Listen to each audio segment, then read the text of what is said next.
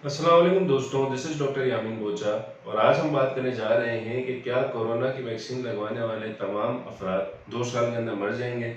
लेकिन इससे पहले अगर आपने हमारे इस यूट्यूब चैनल को सब्सक्राइब नहीं किया तो जल्दी से इस चैनल को सब्सक्राइब करें, इस वीडियो को लाइक करें और ज़्यादा से ज़्यादा लोगों में शेयर करें। शुक्रिया। तो दोस्तों, जब से ये कोरोना पेंडेमिक स्टार्ट हुआ है तो हमने पाकिस्तान में अजीब अजीब सी अफवाहें देखने को मिल रही हैं कि कोई कह रहा है कि हॉस्पिटल नहीं जाना, वहाँ जहर का टीका लगा रहे हैं, हॉस्पिटल में लोगों को मार रहे हैं, मरीजों को एडमिट करते हैं और इतने पैसों के एवज जो है वो मारा जा रहा है, वगैरह वगैरह। जैसे ही पाकिस्तान में वैक्सीन लगना शुरू हुई तो पाकिस्तान में अजीब अजीब सी हरकतें पाकिस्तानियों ने करना शुरू कर दी। बिल गेट्स चिप लगाना चाह रहा है, चिप लगाकर हमें कंट्रोल करना चाह रहा है।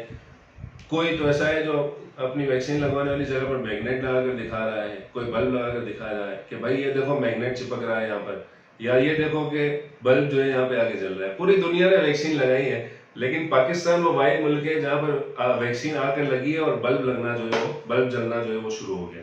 इसी तरह की एक और न्यूज़ जो फेसबुक और व्हाट्सएप के ग्रुप्स में वायरल हो गई और कुछ समय बहुत से डॉक्टर्स के इनबॉक्स में भरमार लग गई कि क्या ये न्यूज़ सही है। न्यूज़ ये थी कि फ्रेंच साइंटिस्ट जिनको एड्स का वायरस दरियाफ्त करने पर नोबेल प्राइज मिला है, उनका कहना है कि कोरोना वायरस की वैक्सीन लगवाने वाले तमाम अफराद 2 साल के अंदर मर जाएंगे। जैसे ये न्यूज़ वायरल हुई तो हर बंदे ने इसको फॉरवर्ड करना शुरू कर दिया, ना इसकी कोई सोर्स देखी और ना ही कोई तस्दीक की। सबसे पहले तो मैं ये बताना चाहूँ कि ये जो न्यूज़ थी ये फेक थी। फ्रेंच नोबेल प्राइज जो साइंटिस्ट हैं उन्होंने ये बात कही है, लेकिन वो बात इस तरह कही है कि जितने भी लोग वैक्सीन करवा रहे हैं, जैसे पूरी दुनिया में वैक्सीन लग रही है जिसको वो मास वैक्सीनेशन कहकर एड्रेस कर रहे हैं, कि इतनी वैक्सीन लगवाने की वजह से कोरोना वायरस अपने वेरिएंट्स बना रहा है। जैसे हमें आजकल सुनने को मिल रहा है कि इंडिया का जो वेरिएंट है वो सिंध में दरियाफ्त हो गया, साउथ अफ्रीकन वेरिएंट पाकिस्तान में आ गया। तो ये वेरिएंट जो है उसकी वजह ये कहते हैं कि मास वैक्सीनेशन की वजह से ये सब कुछ हो रहा है। इस बात को आसान लफ्जों में समझने के लिए हम एंटीबायोटिक रेजिस्टेंस को समझते हैं। जिस तरह आज बहुत सारी एंटीबायोटिक्स मार्केट में मौजूद हैं और हर डॉक्टर अपने मरीज को अलग एंटीबायोटिक जो है वो सजेस्ट करता है, इतनी एंटीबायोटिक्स होने के बावजूद भी पाकिस्तान में टाइफॉइड हो रहा है। क्यों हो रहा है? क्योंकि जो बैक्टीरियाज हैं, जो जरासीम हैं, उन्होंने अपने आप को एंटीबायोटिक से रेजिस्टेंट कर लिया है। तो उस रेजिस्टेंस की वजह से मेजॉरिटी ऑफ एंटीबायोटिक्स जो है वो आजकल असर ही नहीं करती हैं।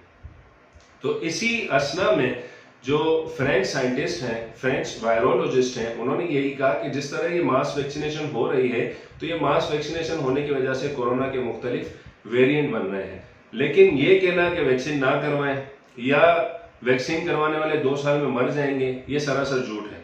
और आपको मैं बताता चलूँ कि जो फ्रेंच वायरोलॉजिस्ट है उन्होंने खुद भी कोरोना की वैक्सीन लगवा ली है।